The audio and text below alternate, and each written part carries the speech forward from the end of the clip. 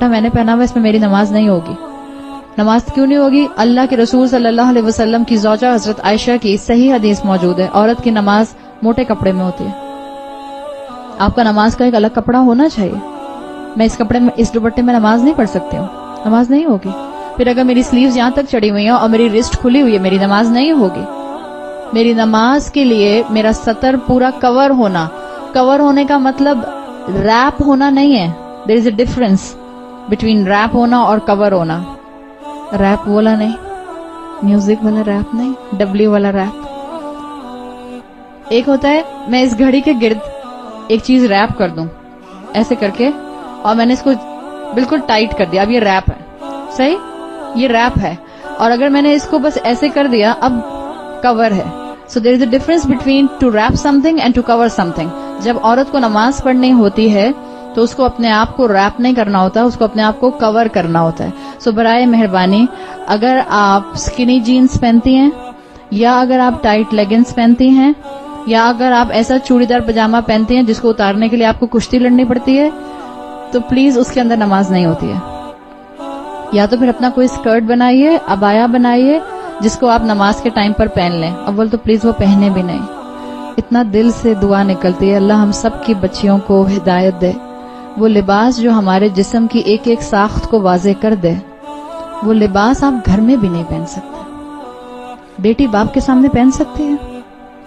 نہیں پہن سکتی ہے. کیسے پہن سکتی ہے؟ انفیکٹ عورت کے سامنے نہیں پہن سکتی. اتنے بڑے بڑے چاک پہن لیتے ہیں ہم، اور پھر ہمارے اوپر تک سلٹس ہوتے ہیں، اب ہمیں تھائیز اپنی فل ٹائٹ لیگنز پہنے ہوئے ہوتے ہیں. عورت کے سامنے سطر کیا ہے؟ نیول ٹو نی، ناف سے لے کر گھٹنوں تک. یہ آپ کسی عورت کے سامنے بھی نہیں کھول سکتے انٹل انلیس کہ آپ گائنوکالوجسٹ کے پاس جا رہی ہیں یا ڈاکٹر کے پاس جا رہی ہیں. اور ہمارے یہاں کتنا کامن ہے انڈر لیگز ویکسنگ کروانا. اٹس حرام، فوربڈن، ناٹ الاؤڈ. نماز کے لیے موٹی چادر استعمال کیجیے. نماز کے لیے ایسی چادر استعمال کیجیے کہ جس میں آپ سر سے پاؤں تک کور ہو جائیں. اگر آپ نے ڈھیلا لباس نہیں پہنا ہوا ہے، کوئی عبایا رکھ لیجیے اپنا، کوئی اسکرٹ بنا لیجیے اپنا. اس چیز کا احساس کیجیے. یہ تو میں لباس کی بات کر رہی ہوں. عورتوں نے نیل پالش لگائی ہوتی ہے اور کئی کئی دن سے لگائی ہوئی ہوتی ہے. اب تو جب سے یہ اللہ ہم پر اپنا رحم کرے، یہ جب سے کون سے والے نیلز آئے ہیں، آرگینک نیلز ہیں، آرگینک کلرز آئے ہیں کچھ. جب آپ اپنا ایسا مینیکیور کرواتے ہیں، جب آپ جاتے ہیں سیلونز کے اندر اور اپنے نیلز کے اوپر پتہ نہیں کون سا نیل آرٹ بنوا کر آتے ہیں جو 15-20 دن تک پانی میں ہاتھ جانے سے بھی نہیں اترتا، اسی کے ساتھ آپ نماز پڑھ رہے ہیں. کیوں دین کا مذاق بنا رہے ہیں؟ کون سی اللہ کی شان رحیمی کے انتظار میں بیٹھے ہوئے ہیں؟ اللہ نے کہا ہے وضو نہیں ہوگا اگر آپ کے نیل کے اوپر کوئی سکن ہوگی. ہم نے ایکولنٹ کر لیا. دین میں جب ہم آگے بڑھتے ہیں، جب ہم رسولوں کا اتباع نہیں کرتے تو یہ ہوتا ہے. عورتوں کو سمجھاؤ تو عورتیں کہتی ہیں موزوں پر بھی تو مسح کر سکتے ہیں، میں نے ناخنوں پر مسح کر لیا.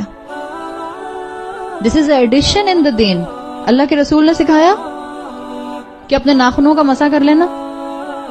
جس چیز، یہ بالکل وہی چیز ہے جس کا ہم نے ذکر کیا تھا. کسی بھی مزار پر جا کر کسی سیمنٹ کے سامنے اس کو بوسہ دیں گے تو شرک.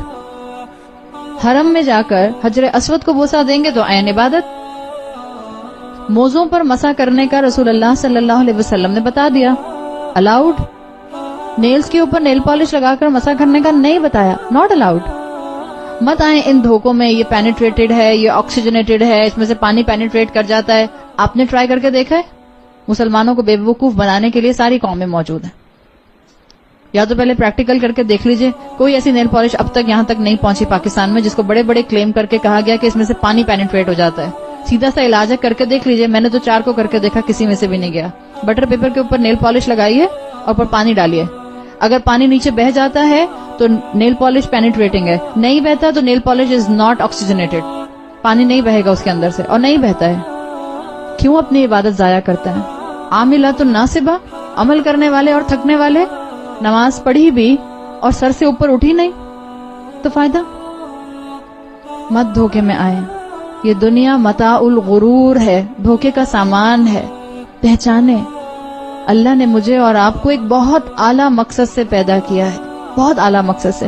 کسی کو بہت شوق ہے نیل پالش لگانے کا، ایک وضو کر کے نیل پالش لگائیے، दूसरे वुजू से पहले उतारिए, अपना वुजू कीजिए, नमाज पढ़िए, फिर लगा लीजिए। करते रहे सारा दिन यही काम, बड़ी फारिग हैं आप। 12 लगा किसी को शौक है तो मैं मना नहीं करूंगी, लेकिन प्लीज अपनी नमाज जाया मत कीजिए। अगर आपको शौक है तो कीजिए। एक टाइम पे मुझे भी ये शौक था, मैंने बहुत किया है। इतना ही शौक था मुझे कि मैं हर नमाज से पहले नेल पॉलिश और रिमूवर से उतारा। उस वक्त तो पील ऑफ नहीं आती थी, अब तो पील ऑफ आ गई है, तो आप पील ऑफ उतार दीजिए, वुजू कीजिए, दोबारा फिर लगा लीजिए अगर आपको बहुत शौक है। मगर आपका वक्त याद रखिएगा, अल्लाह के यहाँ हिसाब के काबिल है।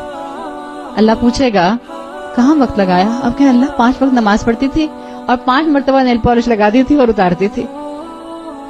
अल्लाह की शान रहीमी का धोखा मत खाएं प्लीज। अल्लाह ताला ने मुझे और आपको गुनाहों में इन्वॉल्व होने के लिए अपने शान रहीमी को सामने नहीं रखा। अल्लाह ने कुरान में रहमान का लफ्ज बड़ी उन सख्त टफ आयात के साथ रखा है जहां अल्लाह का गजब नाजिल होता है।